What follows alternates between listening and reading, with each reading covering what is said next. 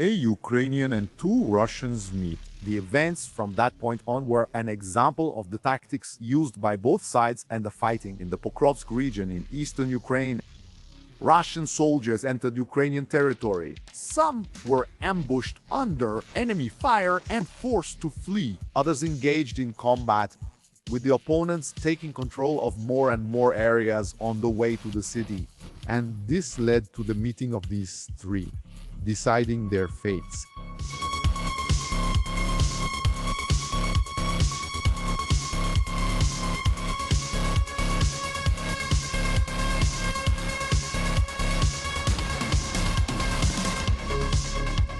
The meeting of these men explains the combat strategies that took place in the Pokrovsk region, on the Donetsk front in Ukraine. That region was part of a Russian offensive that had persisted since July 2024. The capture of villages northwest of Avdiivka, a city that had already fallen in February of the same year, marked the increase in the intensity of Russian efforts in the region of this new target. Since then, in September 2025, clashes were reported in several locations in the Pokrovsk district, especially in areas located to the east and south of the main city.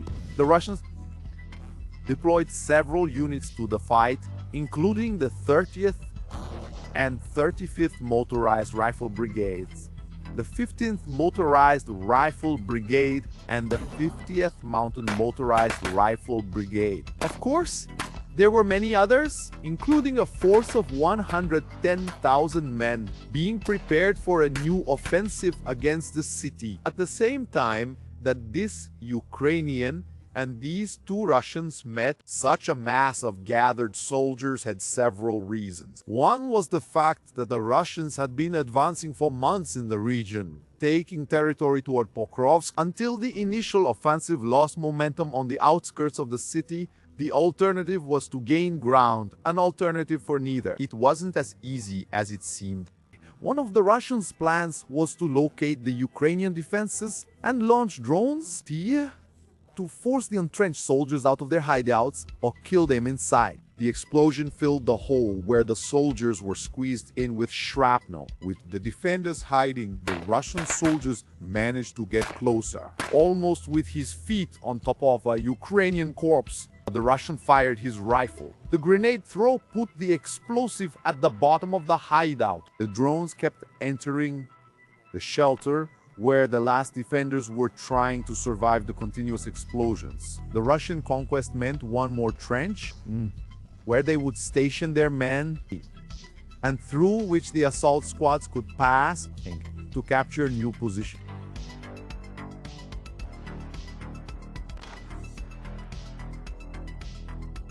It was up to Ukrainian units like the 45th Separate Assault Regiment, Skala, to prepare their weapons to drive the Russians out of there. Trendle! The Bradley from the Skala regiment stopped on the opposite side of the Russian trench, firing its Bushmaster cannon. The enemies ducked under the bursts of heavy ammunition. Meanwhile, the Ukrainian soldiers disembarked. As they approached, the Ukrainians began to throw grenades at the enemies. The explosions filled the trench with smoke.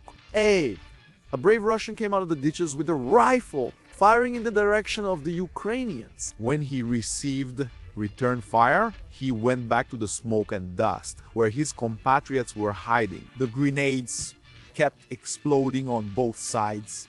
Now, it was the turn of one of Skala's fighters to leave his position and advance along the edge of the trench, where the elevation allowed him to hide and throw a grenade. He fired when he saw a bear trying to come out through the smoke. He withdrew with a new plan. He went around the trench, passing over the hideout, to throw another grenade that finished off the Russian defenders. The regiment was part of Ukraine's ground forces and was created by Yuri Arkovy, known by the codename Skala, a nickname that ended up naming the unit. Starting in 2022, the group was actively involved in the Russian invasion of Ukraine, taking part in direct attacks against enemy positions. standing out for their use of aerial drones to identify and hunt down Russian soldiers. The unit gained notoriety during the Kharkiv counteroffensive in the second half of 2022, when it cooperated with the 93rd Mechanized Brigade in operations that resulted in significant advances against Moscow's troops. In January 2025, the battalion received tanks and artillery reinforcements, then became a regiment. The armored vehicles sent to Skala had a tough job as they approached the enemy lines. Russian bombardments targeted the vehicle throughout the entire route. Closer to the trenches, kamikaze drones tried to destroy it, but the Bradley persisted with the Bushmaster firing right after the smoke screen was deployed over the enemies. The rapid shots kicked up dust from the trench. The rear ramp opened for the soldiers to exit. They smelled the explosions as they took their positions. The Bradley left, still taking Russian fire. Meanwhile, the Russians tried to escape from the positions already marked by the heat of the incoming Ukrainian munitions. The soldiers from Kiev threw grenades inside the bunker, once again taking advantage of the shape of the Russian defenses to launch the explosives. The trench fell, but that wasn't goodbye. It meant something significant. Moscow's troops sent their drones to chase the Ukrainians. Skala felt the loss of equipment. Every assault on a Russian trench was dangerous. The sky was full of those damned kamikazes, ready to crash down on the vehicle. The Russians continued their advance, surrounding the Ukrainians in the villages around Pokrovsk. The rifles fired at the defenses, providing cover for one of the soldiers to get into position. With a rocket-propelled grenade, what am I? The shot under the concrete where the enemies were hiding. The fall of each village was recorded, and Skala tried to act against these groups before they could solidify their defenses. The forces of the 30th Brigade continued to bombard the Ukrainian defenses. Heavy artillery brought down houses and trenches in the villages on the way to Pokrovsk. The drones flew over the hideouts, taking advantage of the fact that the Ukrainians were forced to seek increasingly less protected shelters after the destruction caused by the artillery. Meanwhile, the soldiers from the assault squads continued their journey to take control of these regions. They were small groups, sometimes in threes, moving ahead to take control of these areas before larger squads arrived. These Russian scouts risked their lives on their missions. 4 of them moved forward to occupy the houses in Kotlin, southwest of Pokrovsk. It so happened that one of Skala's transport vehicles had already dropped off its soldiers in one of the houses. They were waiting for the Russians to arrive, guided by the spy drone. The first one entered the yard of the house, but the order was to wait. Only when everyone was in sight did the rifles begin to rain death upon the Russians. The men inside the walls were pierced by bullets. 556. The last one outside still tried to roll away to escape, but the gunshots freed his soul from that damned war. The corpses were filmed, but the fighting was not over yet. The Russians launched more drones to attack both the assault groups and the Ukrainian defenders. The aerial threats were meant to distract or destroy the enemies, while more of their soldiers approached those areas. They often succeeded, with Russian artillery and drones performing well. It was no wonder that Moscow's forces were famous for unleashing hell on their enemies, leaving behind twisted or shattered corpses thrown among the rubble of their own defenses. Their manuals spoke about the basic strategy of undermining defenses and sending wave after wave of small assault groups. A group of scouts had the misfortune of being hit by a Ukrainian mortar, tasting their own artillery's poison. Kiev's drones were already alert, warning Skala's soldiers.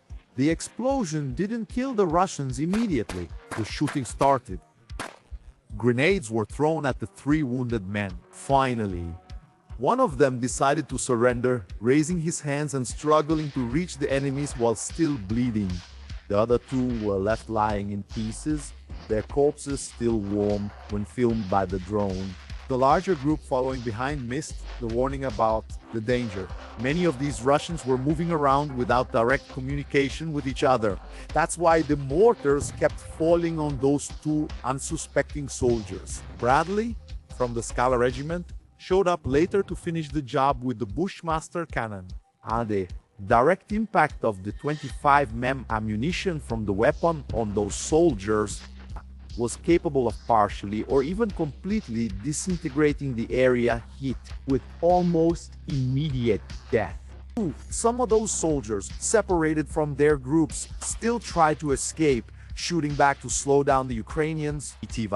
There was a lot of debris to hide from enemy fire, but he had to stay alert throughout the entire retreat. The grenade explosion started to shake their forces. The shrapnel in his body made him drop his rifle and then limp to a hiding place, where he said his final prayers. Right behind that shelter was the corpse of one of his comrades. The kamikaze descended upon a hidden Russian. The drone explosion was so strong that it threw him through the wall. He lay on the ground with as many broken bones as a living man could still have. The drone dropped a grenade to finish him, then targeted the last group member. All this Russian activity near Pokrovsk made it possible to understand what would happen to a Ukrainian and two Russians on a road in September 2025.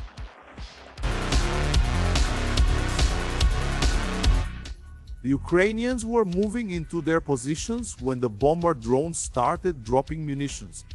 The first detonation already took down some soldiers. To make matters worse, the kamikaze drone came down shortly after. To finish off that squad, the battles were too risky for any soldier who went to that war. The drones respected every quadrant of the battlefield. The soldiers who were still alive would need help to take care of the wounded. Evacuation would be difficult, with kamikaze drones attacking vehicles on the roads. It was in this situation that a squad of Ukrainians disembarked from their transport, trying to follow orders to eliminate the enemies who were trying to take over an area where the defenders had fallen. The vehicle fired at the houses where the Russians were before leaving. Their action was important to suppress the enemies, allowing the assault group to disembark and position themselves with relative ease, without being caught in an ambush as soon as they set foot on the ground. After that, the fighting was left to the soldiers walking between the houses, assisted by drones. The grenades exploded in the narrow paths they had to pass through. The drone had already spotted the Russians moving and guided the soldiers in the right direction. They fired into the houses through grenades, then fired RPGs, gradually breaking the enemy's strength. One of the Russians surrendered during these fights. Disarmed and tied up, he was interrogated by the Ukrainian squad. The prisoner revealed that the Russian forces were moving in small infantry groups, from 3 to 5 people, with little or no communication between the groups, and that many didn't know the location or affiliation of other units, only knowing their own group. Meanwhile, the Ukrainians learned over the radio that another Ukrainian squad, which was supposed to provide support, got lost. This was due to an area on the road where communication was frequently interrupted. One of the soldiers decided to look for the group, recklessly risking himself to try to help his comrades. At least one drone was guiding him in the direction of his comrades. That's when he came across the scene. On the road, there were 2 Russians hiding in the vegetation, in an advantageous position to shoot him. He felt fear almost freeze his legs when he saw them approaching. 2 against 1. The fear left his body a little, giving him clarity. He realized that the Russians were using the same multicam camouflage that the Ukrainians often adopted. The Russian forces used the MR in many units, but that day, luck was on the Ukrainian side. He greeted them and started to walk away confidently, thinking he could escape like that. But the Russians followed him, confusing who he was, not noticing the differences in his uniform, and thinking he was from one of the small squads that patrolled the area. They asked where he was going. The Ukrainian answered vaguely. They asked once again. The soldier from Kyiv broke into a cold sweat, struggling to stay composed. Before finally answering that he was following the road, he realized that they were hiding from a drone that was guiding him. He said the drone was his and that it was showing the way. Then he kept walking. The two occupants started following him on the open road. His heart was pounding, knowing he was too easy a target and outnumbered. Every step was tense. When they reached the crossroads, all three stopped. After a quick exchange of words, the Russians suggested leaving the open area and heading to the left. It was the only chance the Ukrainian would have. He told them to just go ahead. Combat. The rifle was ready. It wasn't his habit to walk with the weapon on safety when in a combat zone. The decision was quick. He raised the rifle and pulled the trigger at the first one. The second one even tried to turn around, but the shots tore through his body first. They fell to the ground and the Ukrainian ran away. The episode showed how many times Russians send their soldiers in the strategy of small groups. These waves of attack often don't even expect to encounter the enemy, but only drones or artillery, while they try to find shelter. This, in addition to the confusing identifications on the battlefield, could be deadly for the soldiers. The Ukrainians' decision was quick. Many might say it wasn't honorable at all by killing the enemy from behind.